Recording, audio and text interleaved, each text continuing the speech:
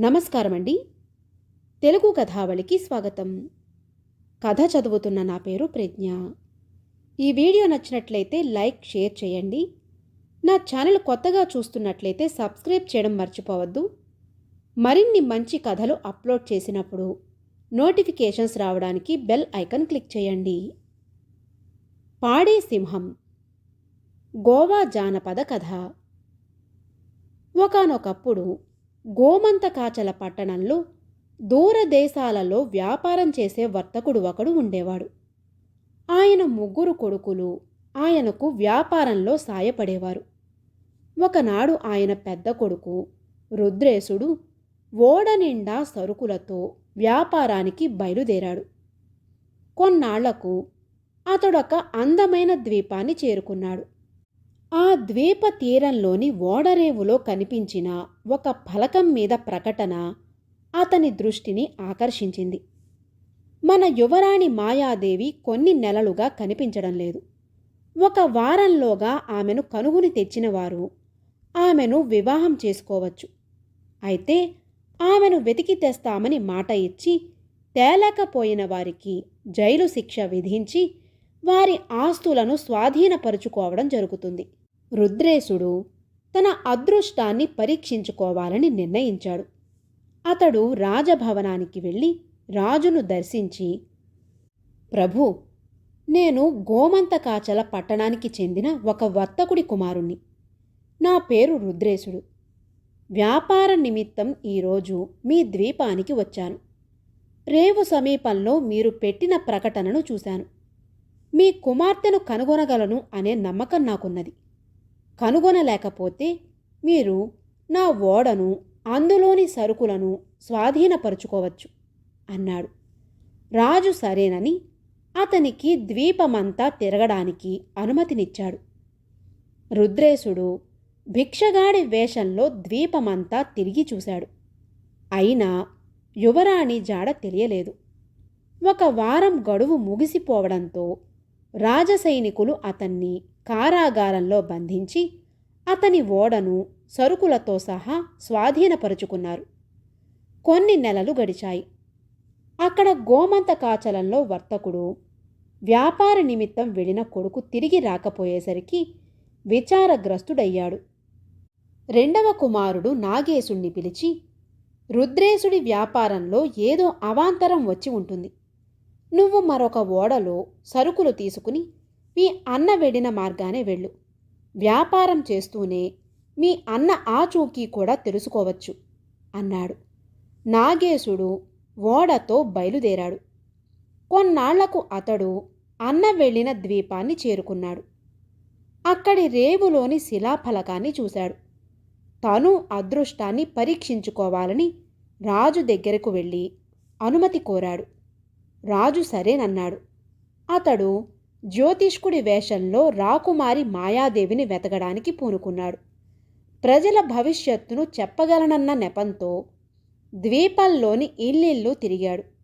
ఒక వారం దాటిపోయింది తప్ప అతడు యువరాణిని కనుగొనలేకపోయాడు. అతడు జైలు పాలయ్యాడు. ఓడ రాజు వశమయ్యింది. వెళ్ళిన ఇద్దరు కొడుకుల కోసం వర్తకుడికి బెంగ పట్టుకున్నది. వాళ్లను వెతుక్కుంటూ తనే వెళ్లాలనే నిర్ణయంతో ప్రయాణ సన్నాహాలు చేయసాగాడు. ఆ సంగతి తెలిసిన ఆయన మూడవ కొడుకు మంగేశుడు తండ్రిని వారించి, నాన్న, మీకు వయోభారం పైబడుతున్నది. సుదూర ప్రయాణం తట్టుకునే శక్తి మీకు సన్నగిల్లింది. నేనే వెళ్ళి అన్నలను వెంటబెట్టుకు వస్తాను అన్నాడు. తండ్రి అందుకు అంగీకరించాడు. మంగేశుడు ఓడలో ప్రయాణమై అన్నలు వెళ్ళిన మార్గంలోనే వెళ్ళి వాళ్ళు చేరుకున్న ద్వీపాన్ని సమీపించి రేవు సమీపంలో ఉన్న ప్రకటనా ఫలకాన్ని చూశాడు. అన్నలిద్దరూ ఆ ప్రకటనను చూసి యువరాణిని కనుగొనే ప్రయత్నంలో జైలుపాలు అయి ఉంటారని గ్రహించాడు.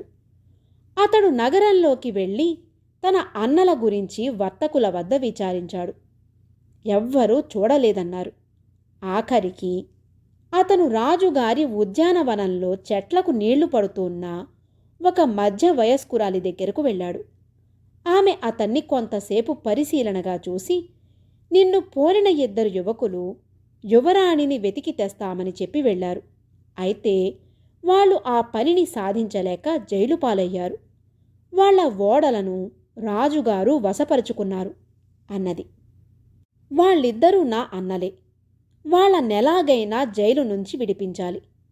యువరాణి ఎక్కడున్నదో తెలుసుకుని ఆమెను వివాహమాడాలని కూడా ఉంది.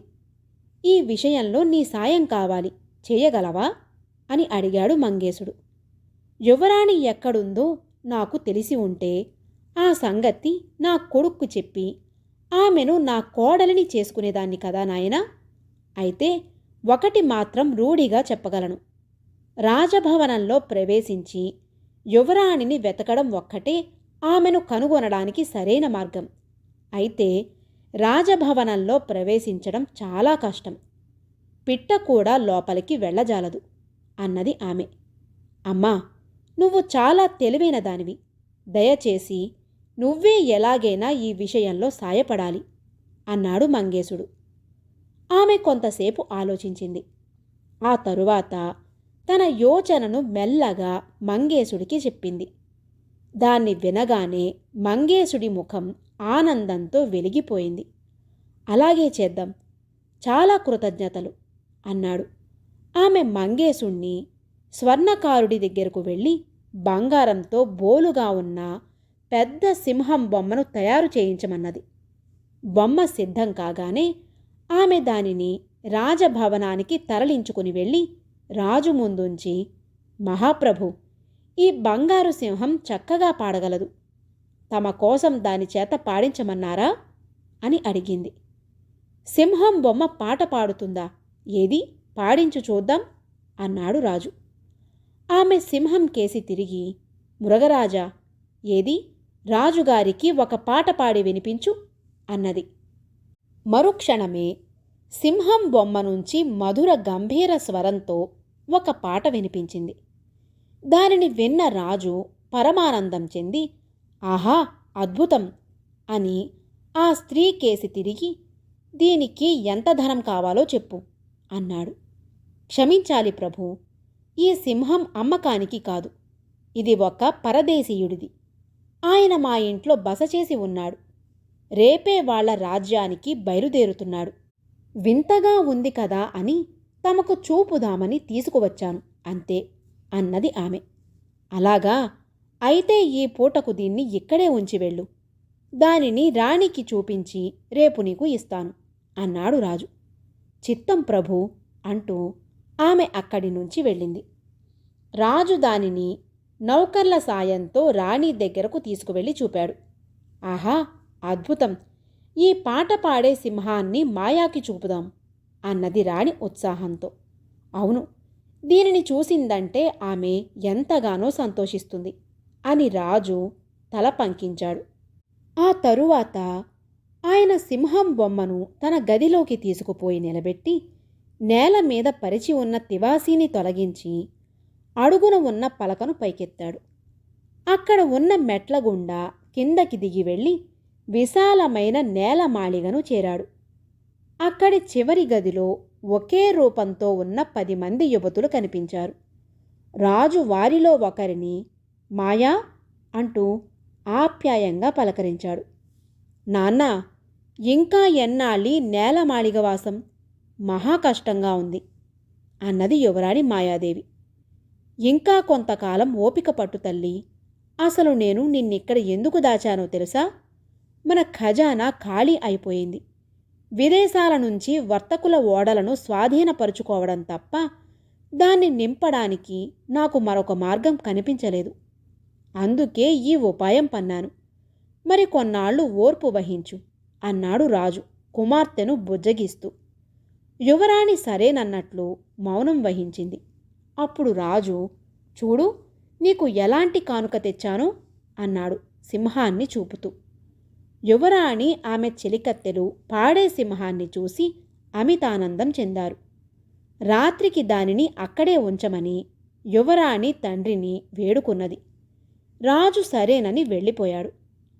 రాత్రి సింహం బొమ్మతో శయ్యామందిరానికి చేరిన యువరాణి, సింహమా, నువ్వు నా కోసం శోకగీతం ఆలపించగలవా అని అడిగింది. వెంటనే సింహం ఒక శోకభరితమైన ప్రేమ గీతం పాడి వినిపించింది. ఆ పాట విని తన్మయం చెందిన యువరాణి, నువ్వే కనుక ఒక యువకుడివైతే నిన్ను నేను వివాహమాడి ఉండేదాన్ని అన్నది. నేనొక వింత మృగాన్ని. నా పాదాల అడుగున ఉన్న గొలుసును లాగినట్లయితే నేను మనిషిగా మారిపోగలను అన్నది సింహం మానవ కంఠస్వరంతో. మాయ అమితాశ్చర్యంతో సింహం పాదం దగ్గరున్న గొలుసును పట్టి బలంగా లాగింది. వెంటనే లోపలి వైపున ఉన్న తలుపు తెరుచుకున్నది. అందులో నుంచి మంగేశుడు వెలుపలికి వచ్చి తనను పరిచయం చేసుకుని, నిన్ను నేను వివాహమాడాలి అనుకుంటున్నాను, అందుకే ఇలా వచ్చాను అన్నాడు. మాయా సిగ్గుతో ఆనందంతో ఉబ్బి తబ్బిబ్బైపోయింది. ఆ రాత్రంతా ఏం చేయాలో ఇద్దరూ ఆలోచించారు. ఒకే రూపురేఖలతో ఉన్న చెలికత్తెల నుంచి మాయాదేవిని ఎలా కనుగొనాలో మంగేశుడు తెలుసుకున్నాడు. ఆమె పై పెదవిపైన పుట్టుమచ్చ మిగతా వారికన్నా కాస్త పెద్దదిగాను ఉబ్బెత్తుగాను ఉన్నది. చెలికత్తెలకు ఆ మచ్చ పెట్టబడింది కనుక మామూలుగా కనిపిస్తుంది. తెల్లవారగానే మంగేశుడు మళ్లీ సింహం బొమ్మ లోపలికి వెళ్ళిపోయాడు. రాజాజ్ఞ ప్రకారం దానిని భటులు తోటమాలి స్త్రీకి అప్పగించారు. ఆ తరువాత మంగేశుడు రాజును దర్శించి, మహారాజా, నేను గోమంతకాచల రాజ్యానికి చెందిన ఒక వర్తకుడి కుమారుణ్ణి. మీ కుమార్తెను వెతకడానికి అనుమతి కోరి వచ్చాను అన్నాడు. రాజు అనుమతించాడు. ఆయనకు అనుమానం రాకుండా ఉండేందుకు మంగేశుడు 6 రోజుల పాటు ద్వీపమంతా వెతికాడు. 7వ రోజున రాజు దగ్గరకు వెళ్ళి ద్వీపమంతా గాలించి చూశాను. యువరాణి జాడ తెలియలేదు. రాజభవనం ఒక్కటే మిగిలింది. అక్కడా వెతుకుతాను. తమ అనుమతి కావాలి అన్నాడు. ఆ మాట విని రాజు గతుక్కుమన్నాడు. ఒక్క క్షణం నోట మాట రాలేదు. ఆ తరువాత తేరుకుని, సరే అలాగే కానివ్వు అన్నాడు. మంగేశుడు ముందుగా భవనమంతా తిరిగి చూశాడు. రాజమందిరంలోకి వెళ్ళి నేలనంతా పరిశీలనగా చూశాడు. ఒకచోట తివాసీని తొలగించి పలకను పైకెత్తి మెట్లగుండా కిందకి దిగి వెళ్ళాడు. రాజుకు దిక్కు తోచలేదు. చేసేది లేక మౌనంగా అతని వెంట నడిచాడు. మంగేశుడు నేలమాళిగలోని యువరాణి మందిరానికి వెళ్ళి 10 మంది యువతులను చూపుతూ, వీరిలో ఒకరు తమ కుమార్తె అన్నాడు. నువ్వు ఆమెను గుర్తించగలిగితే చూపించు మరి అన్నాడు రాజు. తను చూసిన యువకులందరిలోనూ ఇతను తెలివైనవాడని రాజు గ్రహించాడు. మంగేశుడు యువతులందరినీ ఒకసారి పరిశీలనగా చూశాడు. మిగిలిన వారికన్నా మాయాదేవి పెదవి మీద పుట్టుమచ్చ విలక్షణమైనదని అతనికి తెలుసు. దానిని పరిశీలించి చూసి ఆమె దగ్గరకు వెళ్ళి వంగి నమస్కరించి రాజుకేసి తిరిగి, ప్రభూ, ఈమె తమ కుమార్తె అన్నాడు. నువ్వు చాలా తెలివైనవాడివి, ధైర్యశాలివి, నా కుమార్తెకు తగిన వరుడివి అన్నాడు రాజు ఆనందాశ్చర్యాలతో. మంగేశుడు పరమానందం చెంది, ప్రభూ, తమ నిర్ణయానికి చాలా సంతోషం. అయినా ఒక చిన్న విన్నపం అన్నాడు. ఏమిటి అని అడిగాడు రాజు. మాయాదేవిని వెతకగలమని వచ్చి జైలు పాలైన యువకులందరినీ విడుదల చెయ్యండి అన్నాడు మంగేశుడు. అలాగే అన్న రాజు అప్పటికప్పుడే వాళ్ల విడుదలకు ఆజ్ఞలు జారీ చేశాడు. అలా విడుదలైన వారిలో రుద్రేశుడు, నాగేశుడు కూడా ఉన్నారు. తమ్ముడు చేసిన సాహసం గురించి విని వాళ్ళు ఆనందంతో ఉప్పొంగిపోయారు. రాజుకు మాత్రం మంగేశుడు తన కుమార్తె ఉన్న చోటును ఎలా కనుగొనగలిగాడా అన్న అనుమానం తీరనే లేదు. మంగేశుడి యువరాణి మాయాదేవిని వివాహమాడి ఆమెను వెంటబెట్టుకుని అన్నలతో కలిసి తమ రాజ్యానికి తిరుగు ప్రయాణమయ్యాడు. కథ సమాప్తం. తండ్రిని రక్షించిన తనయుడు. మధ్యప్రదేశ్ జానపద కథ. ఒకానొకప్పుడు వింధ్య పర్వత ప్రాంతంలో 2 గోండు రాజ్యాలు ఉండేవి. ఒక రాజ్యం పేరు పాళినాగ్రి. ధైర్య సాహసాలకు పేరుగాంచిన సింఘీ సూర్వా దానిని పాలించేవాడు. ఆయనకు కొన్ని అద్భుత శక్తులు కూడా ఉండేవి. ఆయన సాహస కృత్యాలను కీర్తించే జానపద గేయాలు ఈనాటికి గోండులు పాడుకుంటారు. రెండవ గోండు రాజ్యమైన బీరార్ను చందాకోట నుంచి భోగి బిరుడనే రాజు పాలించేవాడు. సింఘీ సూర్వాకు లేక లేక ఒక కొడుకు పుట్టాడు. వాడికి పాళీ అని పేరు పెట్టి అల్లారు ముద్దుగా పెంచసాగారు.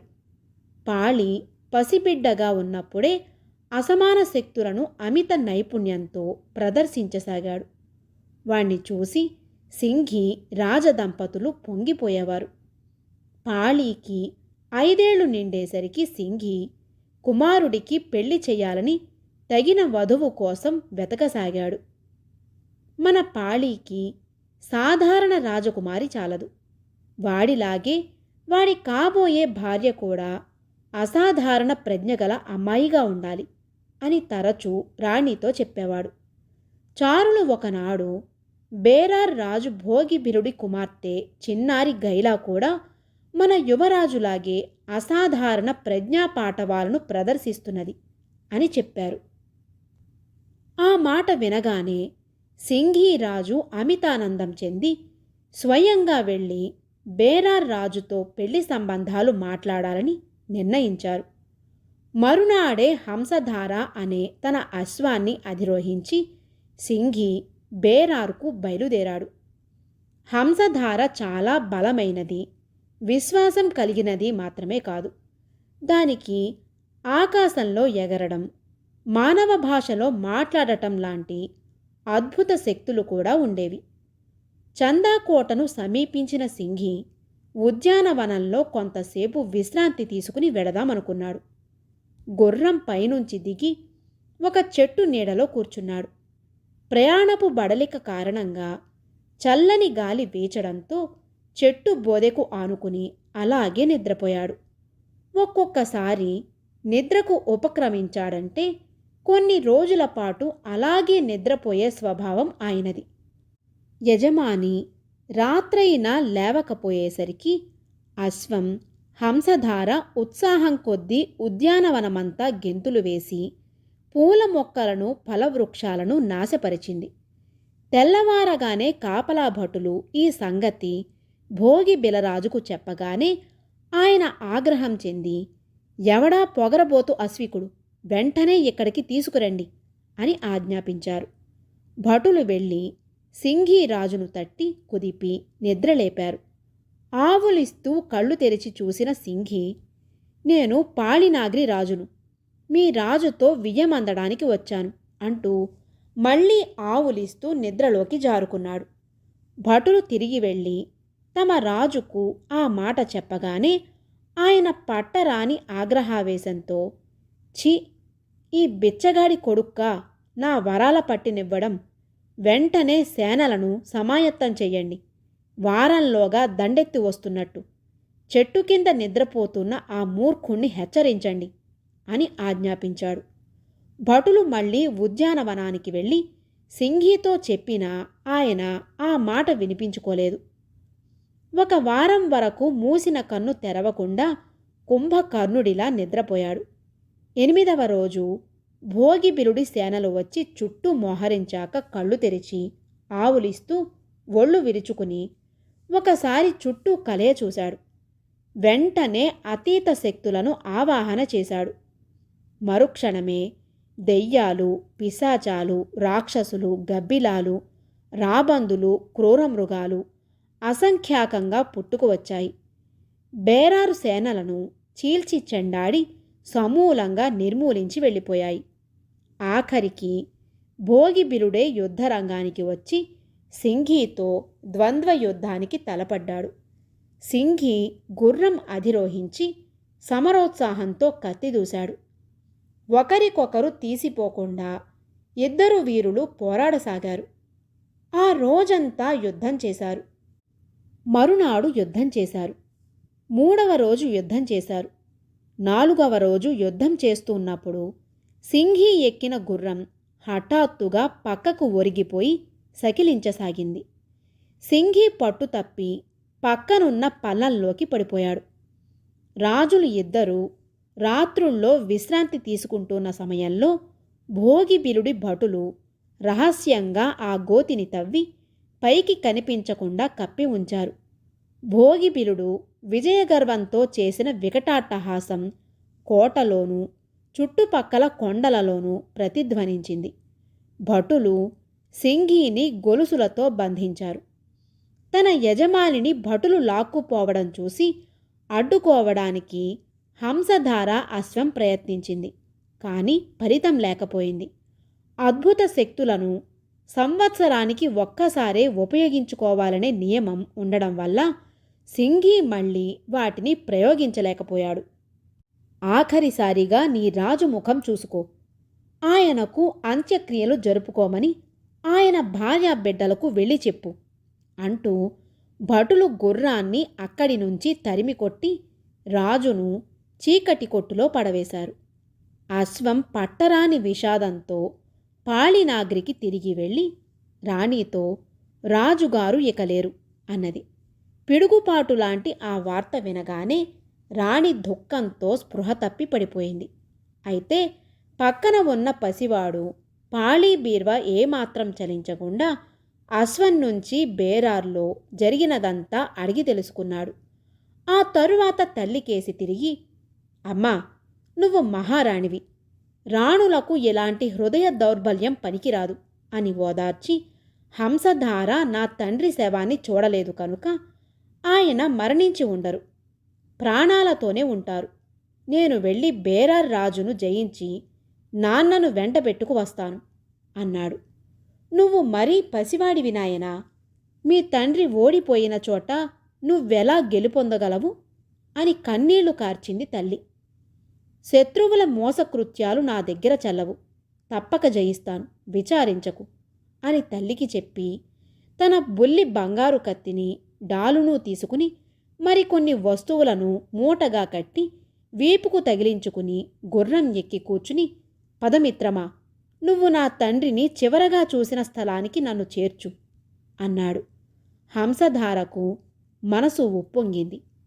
యువరాజు చెప్పింది నిజమేనేమో, ఆయన తండ్రిని విడిపించగలడేమో అన్న ఆశతో, విశ్వాసంతో ముందుకు సాగింది. యువరాజును అక్కడికి త్వరగా చేర్చడం అవసరమని భావించి రెక్కలు విప్పి ఆకాశ వీధిలో వాయువేగంతో ఎగరసాగింది. సగం దూరం వెళ్ళాక దాహం వేయడంతో దప్పిక తీర్చుకోవడానికి ఒక నదీ తీరంలో దిగారు. పాళీ నీళ్లు తాగబోతుండగా పాము బుసగొట్టే శబ్దము, పక్షి పిల్లలు భయంతో అరిచే ధ్వనులు వినిపించాయి. పాళీ తలెత్తి చూశాడు. గట్టుమీద ఉన్న పెద్ద చెట్టు గూట్లో ఉన్న 2 పక్షి పిల్లలను పట్టి తినడానికి ఒక పెద్ద తాచుపాము చరచరా వెళుతున్నది. యువరాజా, వెళ్ళి ఆ పక్షి పిల్లలను రక్షించు. రాజ్యంలోని సాధు జంతువులను, పక్షులను రక్షించడం రాజకుమారుడిగా నీ బాధ్యత అని సలహా ఇచ్చింది హంసధార. పాళీ క్షణంలో చెట్టెక్కి కత్తితో తాచుపాము తలను తెగ నరికాడు. అప్పుడే అక్కడికి ఒక పెద్ద రాబందు వచ్చి వాలి, యువరాజా, కృతజ్ఞతలు. దుర్మార్గురాలైన ఆ పాము బారి నుంచి నా బిడ్డలను రక్షించావు. ఇంతవరకు నా 10 మంది పిల్లలను అది పొట్టన పెట్టుకున్నది. నీ పుణ్యాన ఇకపై మాకు పాము బెడద తప్పింది. నీ ప్రయాణం విజయవంతం కావాలని కోరుకుంటున్నాను. నా శక్తి, ఈ అడవిలోని జంతువులన్నిటి శక్తి ఎప్పుడూ నీ వెంట ఉంటుంది అని వరమిచ్చింది. ఆ తరువాత యువరాజు దాహం తీర్చుకుని గుర్రాన్నెక్కి ప్రయాణాన్ని కొనసాగించాడు. బెరార్ రాజోద్యానం చేరేసరికి సూర్యాస్తమయం కావడంతో రాత్రికి ఇక్కడే పడుకుని ఉదయమే వెళ్ళి భోగిబిలుణ్ణి యుద్ధానికి పిలుస్తాను అనుకుని తన వెంట తెచ్చిన బంగారు పరదాను విప్పి గుడారం ఏర్పాటు చేసి దాని కింద బంగారు ముత్యాల పరుపు పరిచి దానిమీద పీతాంబరాలు వేసి పడుకున్నాడు. రాజభవనం ఉపరి భాగం నుంచి ఉద్యానవనంలోని వింత కాంతిని గమనించిన రాజు, ఆయన పరివారం అది ఏమై ఉంటుందా అని ఆశ్చర్యపోయారు. మరునాటి వేకువజామున దాన్ని గురించి తెలుసుకోవడానికి రాజభటులను పంపడానికి ముందే పాళి కోట ప్రాంగణానికి చేరి యుద్ధానికి సంసిద్ధుడయ్యాడు.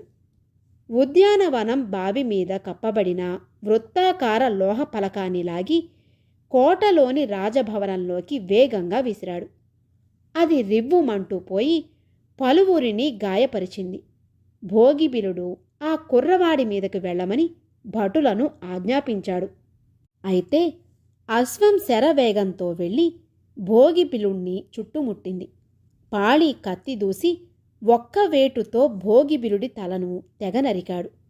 రాజు మరణంతో హడలిపోయిన సైనికులు పాళి శరణుజొచ్చారు. వాళ్ళు పాళిని ఆయన తండ్రి ఉన్న చోటికి తీసుకువెళ్లారు. తండ్రి కుమారుణ్ణి ఆనంద బాష్పాలతో కౌగిలించుకున్నాడు.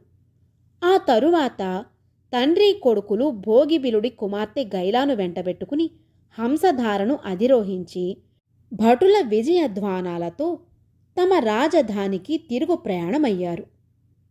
కథ సమాప్తం.